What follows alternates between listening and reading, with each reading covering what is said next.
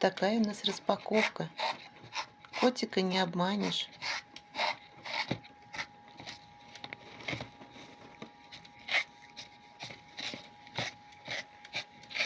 Так, и состав у нас тут. Вася, какой у нас тут состав? Корневище с корнями валерьяны, трава пустырника, трава душицы, ромашки, зверобои. Вот так вот, да, Вася любит такой чай. Вот как он любит этот чай.